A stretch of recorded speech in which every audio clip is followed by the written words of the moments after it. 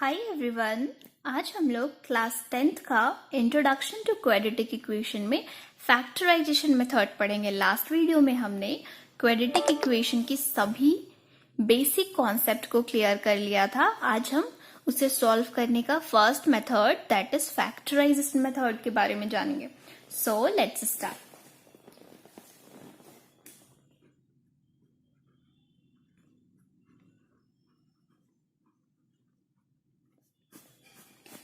इसके लिए हम एक एग्जाम्पल ले लेते हैं।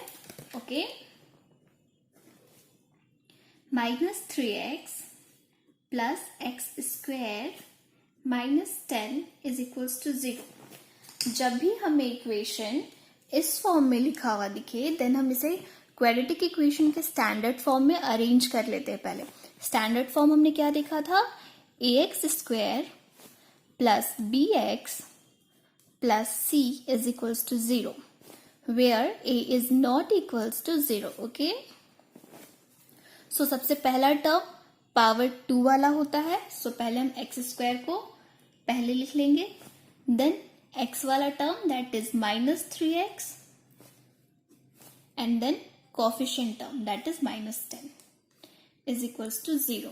इसे स्टैंडर्ड फॉर्म में अरेंज करने के बाद अब हम first term and last term को मल्टीप्लाई करते हैं। So write it here, x square into -10।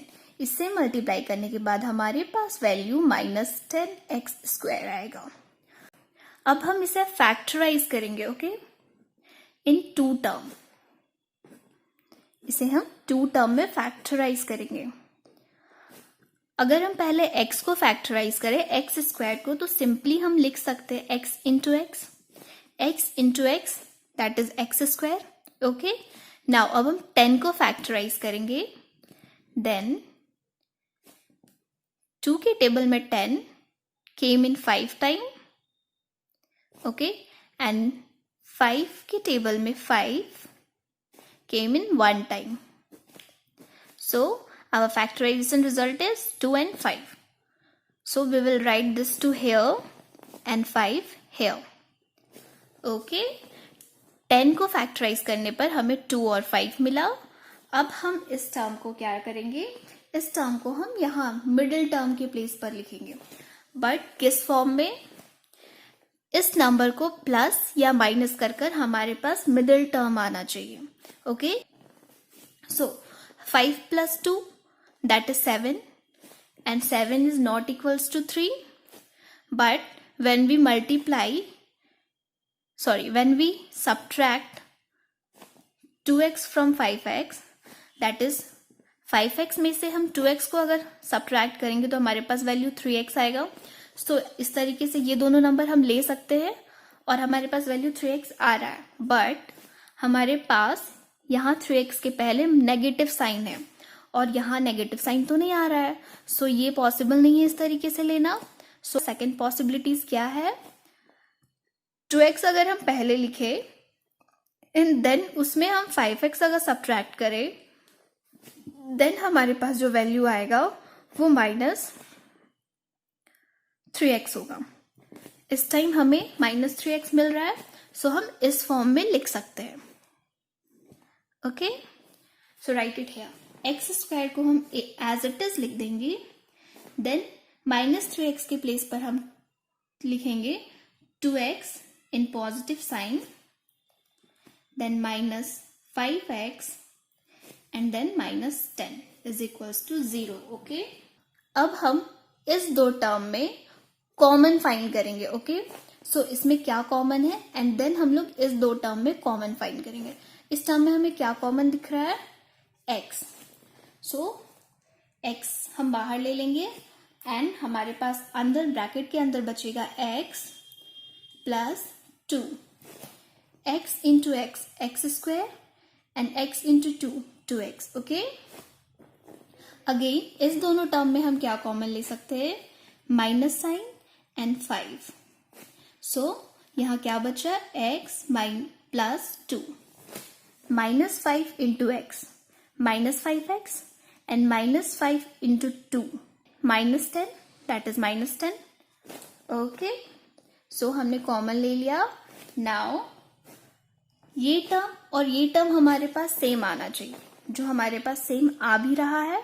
सो इस टर्म को हम एक बार लिख देंगे x प्लस 2, एंड जो बचा हुआ टर्म है इसे हम एक साथ लिख देंगे x minus 5 is equals to 0।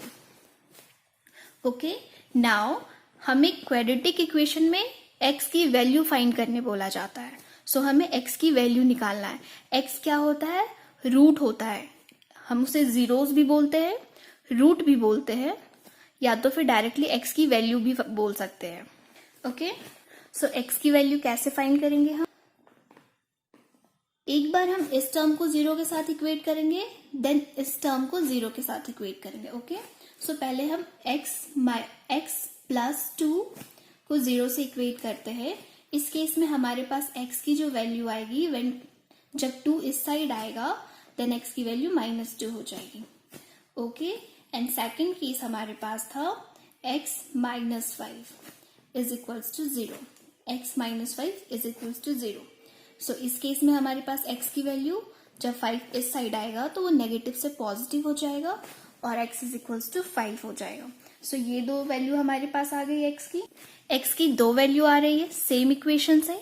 So confuse होने की जरूरत नहीं है। क्वाड्रेटिक इक्वेशन में हमेशा x की दो सॉल्यूशन ही आएगी, हमेशा दो वैल्यू निकल कर आएगा। ओके, क्योंकि इसकी हाईएस्ट पावर 2 है, तो इक्वेशन की जितनी हाईएस्ट पावर होती है उस इक्वेशन की उतनी सॉल्यूशन भी निकल कर आती है। यहाँ क्वाड्रेटिक इक्वेशन में हाईएस्ट पावर 2 होता है, सो 2 रूट्स इसके निकलते हैं, दैट इज x की वैल्यू 2 निकल कर आती है इसके लिए। So first one is -2 and second one is 5। अगर हमें चेक करना हो हमारा वैल्यू सही है या नहीं, तो उसके लिए भी एक तरीका है, हम अपने वैल्यू को चेक कर सकते हैं कि हमारा आंसर सही आया है या नहीं। हमारा फर्स्ट वैल्यू तो x इज इक्वल्स टू -2 आया है and second x is equals to 5। अब हम इसे चेक कर लेते हैं। सो इसी इक्वेशन को हम यहाँ लिखेंगे x square -3x minus 10 is equals to 0। और इस इक्वेशन में हम x की वैल्यू एक बार -2 पुट करेंगे और एक बार 5 पुट करेंगे। अगर वो वैल्यू 0 से इक्वल आ रहा है देन हमारा सॉल्यूशन सही है, x का वैल्यू सही निकल कर आया है, अदरवाइज वो गलत है। सो हम चेक कर लेते हैं। x की वैल्यू -2 है, सो यहाँ -2 पुट करेंगे। x की होल स्क्वायर, सो -2 की होल स्क्वायर -3 इंटू एक्स की प्लेस पर again -2 minus 10 is equals to 0। So -2 into -2 -2 into -2, 2 2 ज़ा 4 and minus minus plus. So यहाँ 4 हो जाएगा। -3 इंटू -2, 3 2 ज़ा 6 and minus minus plus. Here -10. Now 6 plus 4 that is 10 and here -10. So 10 minus 10 is equals to 0, that is 0 is equals to 0. So ये value हमारा बिल्कुल सही है x के लिए। सिमिलरली जब हम x की वैल्यू 5 भी पुट करेंगे तो हमारा 0 इज इक्वल्स टू 0 ही आएगा। इट मीन्स हमारा दोनों वैल्यू सही है। सो आई होप अब आप लोगों को फैक्टराइजेशन मेथड बहुत अच्छे से समझ में आ गया होगा। हम लोग अपने नेक्स्ट वीडियो में कंप्लीटिंग द स्क्वायर मेथड देखेंगे। Okay, if you find my video helpful, please hit the like button and do not forget to subscribe my channel.